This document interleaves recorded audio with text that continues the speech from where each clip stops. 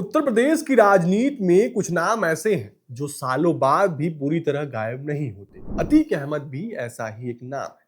अतीक की मौत के बाद लगा कि प्रयागराज की राजनीति से उसका अध्याय खत्म हो जाएगा, लेकिन ऐसा पूरी तरह नहीं हुआ। कभी उसकी संपत्ति पर कार्रवाई को लेकर खबर आई, कभी परिवार से जुड़ा कोई मामला चर्चा में आया। अब उसके छोटे बेटे अबान अहमद की सड़क हादसे में मौत ने एक बार फिर अतीक के परिवार को सुर्खियों में ला दिया है। वैसे तो अबान अहमद को 8 अगस्त की देर शाम कसारी मसारी की कब्रिस्तान में सुपुर्दे खाक कर दिया गया, लेकिन इसके साथ बहुत सारे सवाल अब लोगों के मन में उठ रहे हैं। इसमें से एक सवाल यह भी है कि क्या इस घटना के बाद अतीक अहमद और प्रयागराज का पुराना माफिया मुद्दा 2027 के विधानसभा चुनाव तक राजनीतिक बहस में बना रहेगा? और अगर बना तो अतीक अहमद की राजनीतिक विरासत, उनके परिवार और प्रयागराज में माफिया बनाम कानून व्यवस्था का मुद्दा 2027 की लड़ाई में कितना असर डाल सकता है? चलिए इस वीडियो में इसे सिलसिलेवार तरीके से समझते हैं।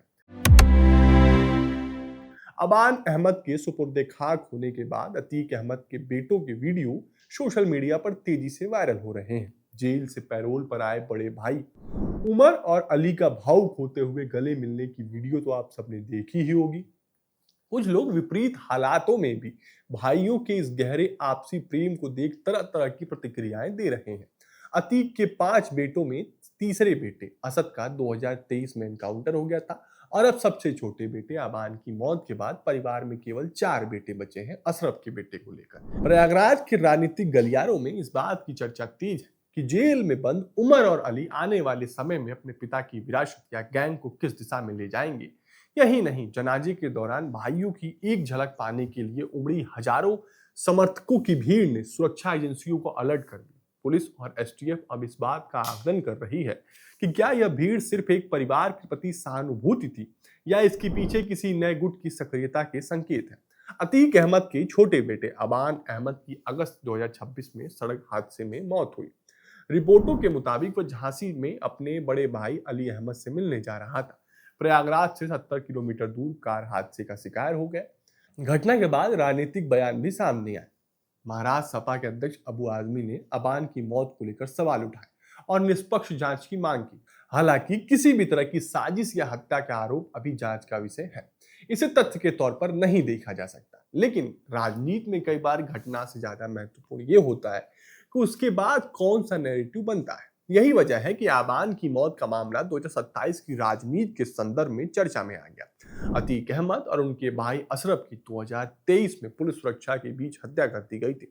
इसके बाद अतीक परिवार की राजनीतिक मौजूदगी लगभग खत्म होती दिखाई दी। 2024 के लोकसभा चुनाव में भी प्रयागराज में अतीक परिवार की प्रत्यक्ष राजनीतिक मौजूदगी नहीं थी। उस समय इसे 1989 के बाद पहली बार ऐसा चुनाव बताया गया जिसमें अतीक परिवार चुनावी मैदान से दूर था। लेकिन इसका मतलब यह नहीं था कि अतीक का नाम राजनीतिक चर्चा से खत्म हो गया। प्रयागराज में जमीन, संपत्ति, गैंग और पुराने राजनीतिक नेटवर्क से जुड़ी कार्रवाई लगातार खबरों में आती रही है। जुलाई 2026 में भी प्रशासन ने अतीक से जुड़ी बताई गई एक बेनामी संपत्ति पर कार्रवाई की। यानी अतीक का चुनावी प्रभाव भले कमजोर हुआ हो, लेकिन उसका नाम अब भी यूपी की राजनीति में एक राजनीतिक प्रतीक बना हुआ है। योगी आदित्यनाथ की सरकार के राजनीतिक नैरेटिव में अपराध और माफिया के खिलाफ कार्रवाई बड़ा मुद्दा रहा है। बीजेपी लंबे समय से यह बताती रही है कि उसकी सरकार में माफिया के खिलाफ सख्त कार्रवाई हुई है। अतीक अहमद का मामला इसी नैरेटिव का सबसे चर्चित उदाहरणों में से एक है। यही वजह है कि 2027 के चुनाव में बीजेपी के लिए प्रयागराज और पूर्वांचल में अतीक का नाम फिर से कानून व्यवस्था के मुद्दे से जुड़ सकता है। पार्टी के लिए संदेश साफ हो सकता है, पहले माफिया का प्रभाव था, अब सरकार ने उस पर कार्रवाई की है। लेकिन चुनाव में सवाल सिर्फ यह नहीं होगा कि सरकार क्या कहती है, सवाल यह भी होगा कि जनता इसे किस तरह देखती है। अतीक अहमद का समाजवादी पार्टी से पुराना राजनीतिक रिश्ता रहा है। वो फूलपुर से सांसद रहे हैं और यूपी विधानसभा में भी प्रतिनिधित्व कर चुके हैं। बाद के सालों में उनकी राजनीतिक राह बदली और 2022 के विधानसभा चुनाव से पहले वो असदुद्दीन ओवैसी की पार्टी एआईएमआईएम से जुड़े थे। इसलिए अतीक का नाम सपा के लिए हमेशा संवेदनशील राजनीतिक मुद्दा रहा है। बीजेपी जब माफिया और कानून व्यवस्था की बात करती है तो विपक्ष के सामने उसका जवाब देना जरूरी हो जाता है।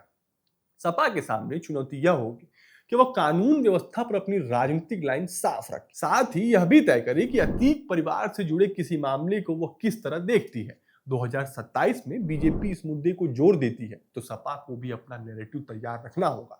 यह सबसे बड़ा सवाल है कि अतीक अहमद का वह राजनीतिक प्रभाव अब नहीं है जो एक समय प्रयागराज में दिखाई देता था, लेकिन उसके नाम से जुड़ा सामाजिक और राजनीतिक प्रभाव पूरी तरह खत्म हुआ है या नहीं, इसे सिर्फ चुनावी नतीजों से ही समझा जा सकता है।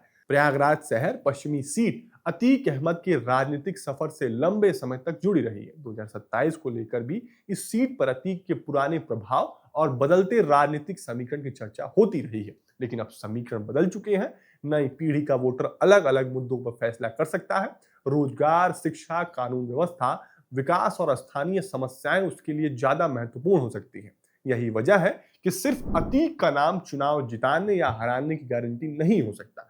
2022 और 2024 के बाद यूपी की राजनीति में एक बात साफ है, कानून व्यवस्था अभी भी बड़ा चुनावी मुद्दा है। बीजेपी इसे अपनी सरकार की उपलब्धि के रूप में पेश करती है। विपक्ष कई बार पुलिस कार्रवाई, एनकाउंटर और कानून के इस्तेमाल को लेकर सवाल उठाता है।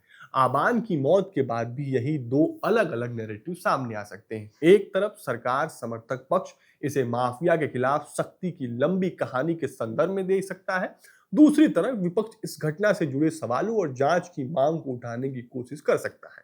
लेकिन यहाँ सबसे जरूरी बात यह है कि आबान की मौत को लेकर कोई भी राजनीतिक आरोप जांच और आधिकारिक तथ्यों से अलग नहीं देखा जाना चाहिए। अभी यह कहना जल्दीबाजी होगी कि आबान की मौत 2027 के विधानसभा चुनाव को प्रभावित करेगी। चुनाव अभी दूर है, तब तक कई नए मुद्दे सामने आ सकते हैं। बेरोजगारी, महंगाई, जातीय समीकरण, महिला वोट, लाभार्थी योजनाएं, कानून व्यवस्था और स्थानीय विकास जैसे मुद्दे चुनावी बहस को बदल सकते हैं। लेकिन अगर अतीक परिवार से जुड़े मामले लगातार सामने आते रहे तो प्रयागराज में यह नाम फिर से चुनावी चर्चा का हिस्सा बन सकता है। खासकर बीजेपी और विपक्ष के बीच कानून व्यवस्था को लेकर बहस तेज होती है तो अतीक का नाम फिर सामने आना तय माना जाता है। प्रयागराज में 2027 की लड़ाई को सिर्फ अतीक अहमद के नाम से समझना सही नहीं होगा। यहाँ जातीय समीकरण भी है, शहरी और ग्रामीण वोटों का अंतर भी है, युवाओं और छात्रों की बड़ी आबादी है, विकास और रोजगार के स्थानीय सवाल है। इसके अलावा विधानसभा सीटों के हिसाब से भी राजनीतिक समीकरण अलग अलग है। इसलिए अतीक का मुद्दा चुनावी कहानी का सिर्फ एक हिस्सा हो सकता है, पूरी कहानी नहीं।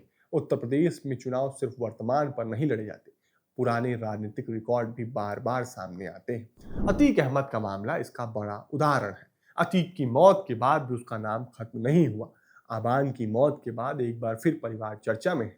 ऐसे में 2027 के चुनाव तक यह देखना दिलचस्प होगा कि राजनीतिक दल इसे पूरे अध्याय को किस तरह इस्तेमाल करते हैं।